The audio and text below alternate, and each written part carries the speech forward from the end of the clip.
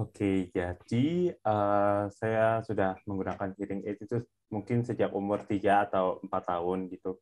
Itu kalau dari cerita orang tua saya, itu mereka bilang kalau saya itu nggak berespon terhadap suara-suara yang dihasilkan suara yang ada gitu. Dan ya jadinya mereka membawa saya ke dokter dan ya setelah diperiksa saya memang ada penurunan pendengaran gitu kan. Dan itu kalau nggak salah faktornya itu ada 3, nggak tahu yang mana paling dominan, tapi ada 3. Jadi mungkin ada gen resesif dari kakek nenek saya. Terus yang kedua mungkin karena waktu itu saya main sepeda dan sempat jatuh dan mengenai telinga mungkin di situ. Dan juga waktu itu saya sama pembantu saya itu kan saya minta tolong untuk dikorek telinga saya untuk membersihkan kotoran. Dan uh, sepertinya pembantu saya itu terlalu dalam mengoreknya, jadi ya mungkin kena organ dalamnya dan jadi rusak gitu Kak. Halo semuanya, kembali lagi bersama gue Gili di IMU Indonesia, di mana kita bisa berbagi, belajar, dan berkembang bersama. Di episode kali ini, gue kedatangan tamu spesial, yaitu Laurentius Pio Cahyadi. Beliau ini adalah seorang pianis muda dan sekaligus penyandang setengah tunarungu. Nah, buat teman-teman yang mungkin memiliki kondisi yang sama dan ingin mengetahui bagaimana beliau bisa tetap melakukan kegiatan bermusiknya, langsung aja ya. Selamat pagi, Laurentius Pio Cahyadi. Selamat pagi Kak Gili. Wah, apa kabar nih Pio? Baik Kak, kakak gimana? Wah, aku juga baik nih. Thank you banget. Thank you banget ya Pio udah bersedia jadi narsum di IMU pagi-pagi gini. Terima kasih juga Kak sudah mau mengundang aku di IMO. Oh ya, tentunya sebuah kehormatan untuk Pio di sini. Pio ngobrol-ngobrol dikit ya. Aku pengen Boleh. cerita-cerita supaya bisa sharing juga sama teman-teman IMU. Siapa tahu mereka akan terbantu banget sama info yang kamu sharing ini nih. Sebenarnya Pio ini bisa dibilang sebagai penyandang setengah tunarungu ya, Pio ya. Ya, tengah-tengah lalu. Itu kalau boleh cerita, Pio nih sejak umur berapa sih udah gunain hearing aid gitu? Kalau boleh tahu kenapa juga? Oke, jadi saya sudah menggunakan hearing aid itu mungkin sejak umur 3 atau 4 tahun gitu. Itu kalau dari cerita orang tua saya, itu mereka bilang kalau saya itu nggak berespon terhadap suara-suara yang dihasilkan suara yang ada gitu.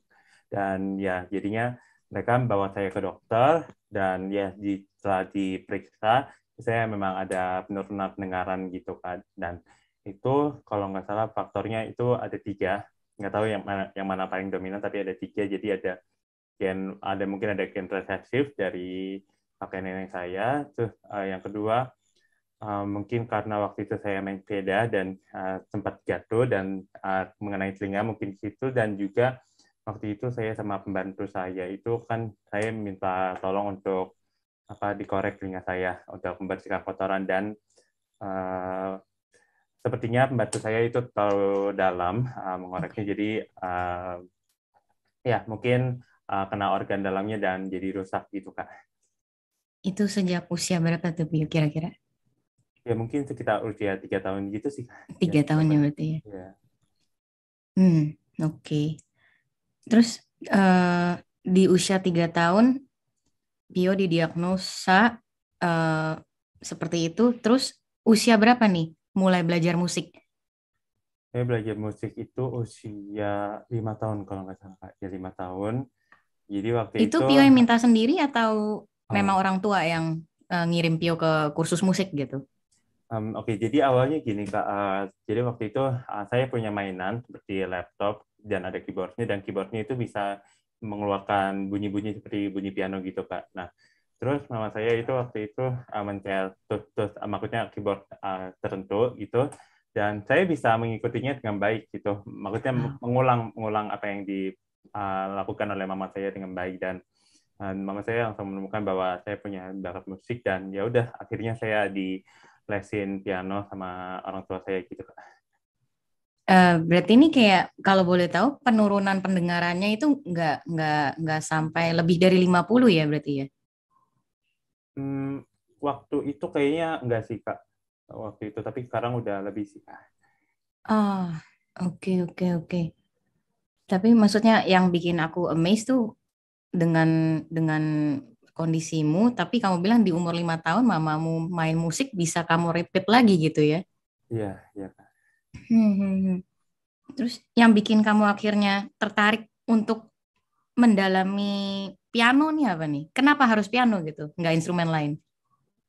Kenapa ya?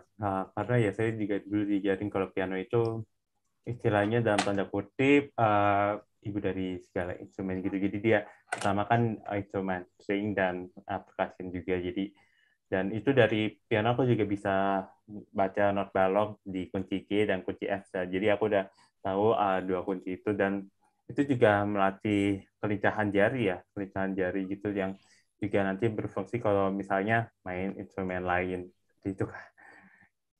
Hmm. Tapi dengan kondisi pendengarannya Pio yang seperti ini gitu, waktu belajar musik ada halangan nggak? Sebenarnya nggak ada halangan yang berarti sih, Kak. Aku masih bisa mendengar not-not dengan baik. Ya, ketukan bisa dengar dengan baik juga. Tapi ya, mungkin apa ya, kalau sekarang, mungkin aku agak ada satu halangan. Aku sebenarnya dalam tanda kutip itu buta warna gitu kan. Soalnya kan kalau di musik itu kan ada banyak warna-warna gitu. Dan jujur aku nggak bisa membayangkannya dengan baik gitu. Kalau misalnya warnanya apa, biru, orange, atau apa. Terus kalau misalnya performance yang uh, monoton atau yang banyak warnanya, itu saya masih agak kurang bisa membedakan gitu. Jadi kendalanya di situ aja sih Kak. Kiat buat kamu ngehadapinnya gimana kalau udah begitu? Kalau begitu aku dengernya lebih ke apa ya, tone ya, mungkin lebih ke tone. Jadi misalnya tone-nya apakah ini kering ataukah terlalu, istilahnya terlalu basah gitu, dan apakah ini pas. Terus aku juga membayangkan dengan, kalau misalnya aku main, aku lebih membayangkan dengan imajinasi ya, bukan nggak cuma telinga doang, tapi dengan imajinasi supaya ya bisa terdengar bahwa warna-warna yang aku mainkan itu banyak gitu. Nice, nice, nice. Terus, nah dengan kondisi seperti ini, pernah nggak dapet, maksudnya kata-kata yang bersifat discouraging gitu dari pihak-pihak tertentu gitu?